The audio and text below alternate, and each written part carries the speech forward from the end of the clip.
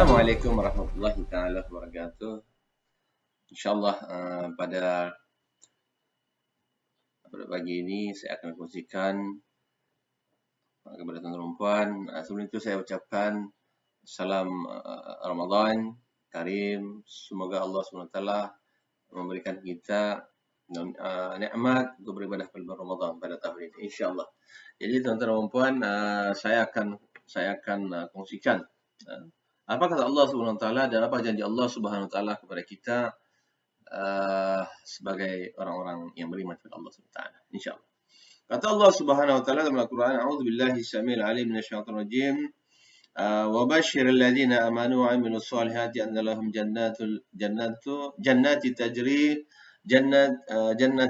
lahum jannatin tajri min tahtihal anhar kullama ruziqu minha min thamarati rizqan qalu hadha alladhi ruziqna min qabl wa tubihi mutasyabiha wa lahum fiha azwajan mutahharah wa hum fiha khalidun. Surah Al-Azim. Ini dipetik daripada surah Al-Baqarah ayat yang ke-25 lah, untuk yang dirahmati Allah sekalian. Apa maksudnya? Apa maksud yang saya bacakan tadi itu, Al-Quran surah Al-Baqarah ayat 25 tadi itu? Kata Allah Subhanahu Wa Taala, dan berikanlah kabar gembira kepada orang-orang yang beriman dan beramal saleh. Beriman mesti kena beramal saleh. Kalau beriman saja tanpa amal saleh macam mana? Ataupun beramal saleh saja tak beriman. Tak boleh juga. Dia mesti kena dua-dua, beriman dan beramal saleh. Itu buat perkara yang baiklah.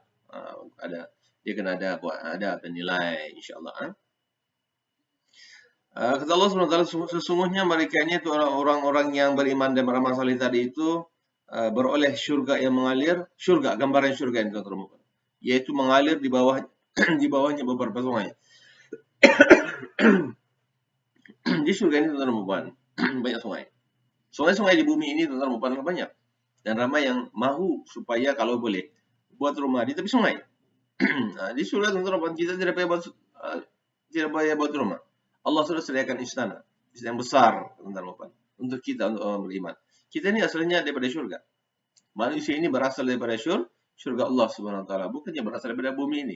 Kita hanya menumpang di bumi ini dan membiak di bumi ini, di muka bumi ini, dan beramal dan beriman dan beramal ibadah di muka bumi ini, dan kemudian akan mati, kemudian dalam kubur, kemudian di padang mahsyar, kemudian insyaallah balik ke dalam Allah Subhanahu Wa Taala, bukannya ke neraka. Jangan balik ke neraka, ya.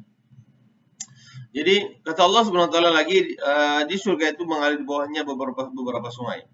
Di Arab dulu tuan-tuan dan puan, di negara Arab ini mana ada sungai? Mana ada sungai di Madinah, di Mekah? Tidak ada. Jadi bila jurnal menggambarkan tentang sungai, tapi bila kita berada di negara Malaysia, negara Asia Tenggara ini yang ada sungai ini, kita merasakan sungai begitu. Tapi bagi negara lain, bagi negara yang tidak ada sungai, di Arab, negara-negara padang pasir ini, diorang merasakan suatu kehebatan. Allahu Akbar. Setiap kali mereka diberikan satu pemberian daripada pemberian daripada sejenis buah-buahan surga, mereka berkata, inilah yang telah diberikan kepada kami dulu. Bila kita berada di surga nanti, kita akan diberikan buah-buahan. Dan kita akan merasakan, ini dulu di dunia ada apa nih? Dalam surah Al-Baqarah. Memang begitu. Itulah sifat kita manusia, teman-teman. Kemudian, dan mereka diberikan rezeki yang sama, rupanya tetapi berlainan hakikatnya. Diberikan rezeki yang berlainan, tapi lain dia punya hakikat sebenarnya. Sebab di dunia ini pandai basi dia punya buah-buahan, pandai buruk. Tapi di surga tidak akan pandai buruk. Dan surga itu telah berjuta-juta, berpuluh, Allahu Akbar, Allahu A'lam. Semua Allah sahaja Allah sayang tahu berapa lama sudah surga itu.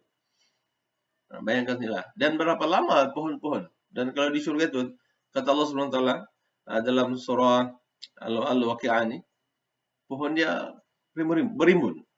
Maknanya terlalu lama sudah teman. Dia tidak pernah mati. Di bumi ini pernah mati di pokok. Habis air, habis hilang. Kemudian tuan-tuan dan puan yang harus sekalian ialah, dan disediakan untuk mereka di surga itu pasangan-pasangan, istri-istri yang sentiasa bersih dan suci. Inilah bidadari lah. Dia sebut juga hurun ain. Hurun kita panggil sebagai hurun ain. Kata Allah panggil dalam Al-Quran hurun ain. Istri-istri yang suci sentiasa. sentiasa suci, suci, suci. Sedang mereka pula kekal di dalamnya selama-lama. Itu yang kita mau, tuan-tuan. Kita beribadah kepada Allah SWT, sedang beribadah kepada Allah SWT lah, dengan bersungguh-sungguh. Bukan kerana syurga, tapi mendapat keridaan Allah Subhanahu Wa Taala. Dan bila kita mendapat keridaan Allah Subhanahu Wa Taala, Allah akan kembalikan kita ke dalam syurga Allah Subhanahu Wa Taala, insya-Allah.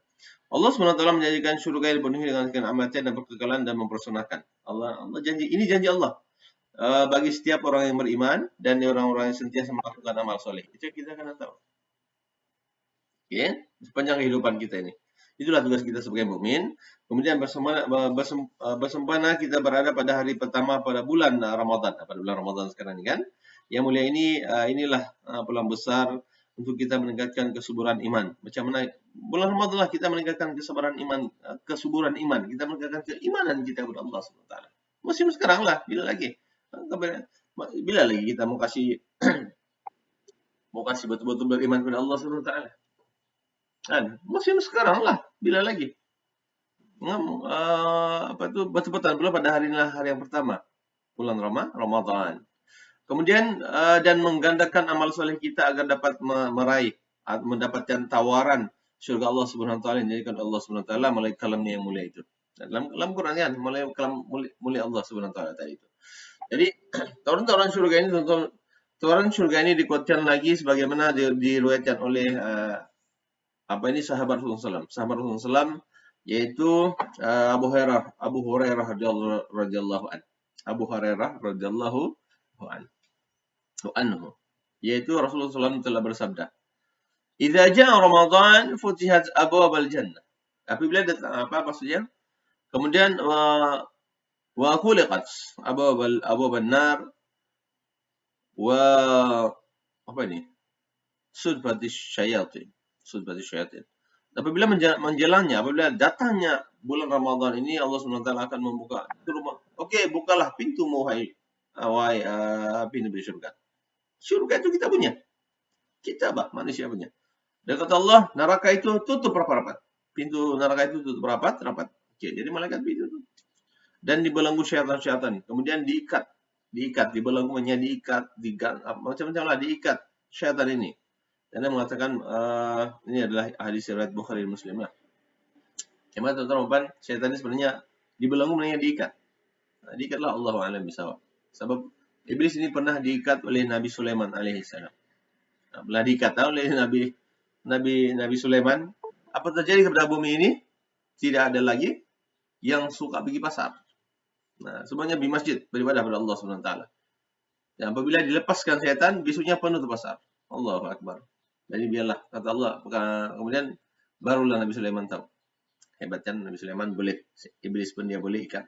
Dan daripada Sayyidina Abu Hurairah radhiyallahu anhu telah bersabda lah, yang maksudnya beginilah. Kemudian barang siapa yang berinfak,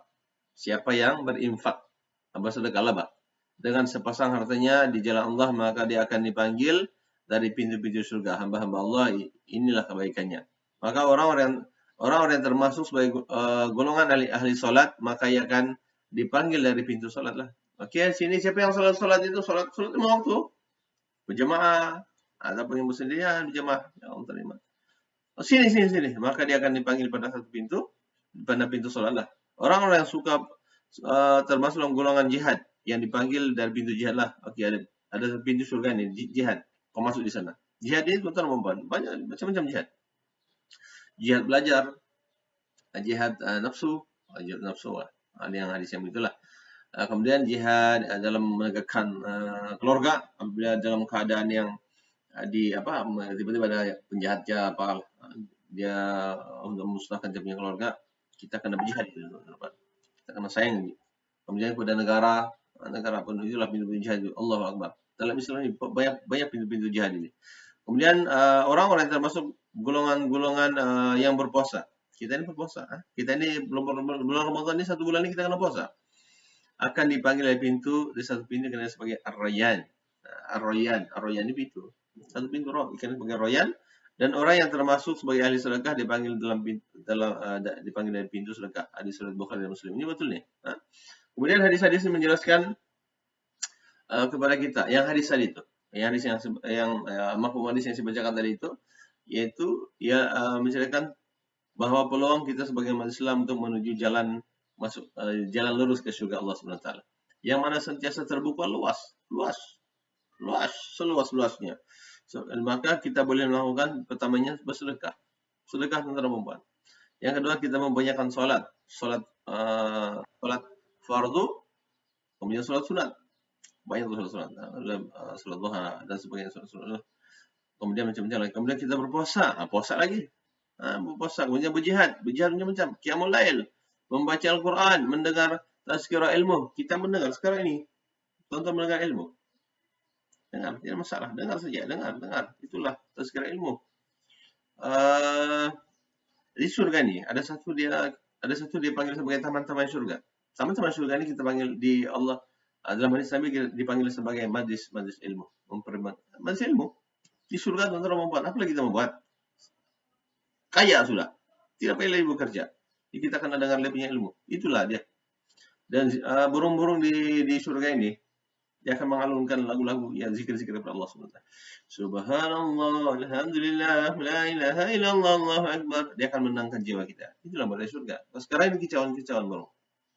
Dan kemudian tuan-tuan Ramadan berzikir kepada Allah SWT. Berzikir ini ialah baca Al-Quran adalah berzikir. Berzikir ini yang penting mengerti Allah SWT. Kita berzikir subhanallah, alhamdulillah. Subhanallah, alhamdulillah, la ilaha illallah, Allahu akbar. Macam-macam dan berbagai kebaikan lain yang kita lakukan pada bulan Ramadan seperti menolong orang, membantu orang. Kalau orang sakit kita doakan, kalau orang yang sudah sembuh, yang sembuh pula doakan kita baliklah.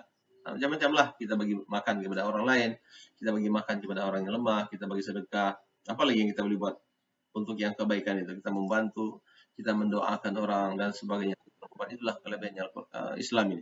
Berarti Islam memiliki peluang yang kemudian kita sebagai umat Islam ini telah membuat pada bulan Ramadan ini memiliki peluang yang penuh untuk menuju ke surga Allah SWT asalkan bersungguh-sungguh memanfaatkan peluang keemasan ini. Karena tuan-tuan Ramadan, Rasulullah SAW telah bersabda yang mafhumnya, apabila Ramadan ini, tuan-tuan Ramadan, apabila kita nampak dia punya betul-betul dia punya kebaikan, keajaiban pada bulan Ramadan ini, kita kalau boleh 12 bulan itu kita mau Ramadan saja. Sebab kelebihan dia pada bulan Ramadan, pada bulan biasa misalnya kalau kita baca Bismillahirrahmanirrahim kita dapat satu pahala. Bismillah itu ba itu satu pahala ataupun begitulah. Tapi kalau pada bulan Ramadan, kita mengajar orang Bismillahirrahmanirrahim. Kemudian orang ajar lagi pada bulan Ramadan, dia akan digandakan 10 ataupun 100 sampailah beribu-ribu. Allah Akbar, Allah Akbar. Itu namanya hubung kait. Sifir-sifir macam mana sifir Allah membesarkan pahala kepada kita insyaAllah. Jadi saya rasa itu saja yang baik daripada Allah SWT. Kurang dari diri saya sendiri. Wabillahi taufiq. Assalamualaikum warahmatullahi taala wabarakatuh.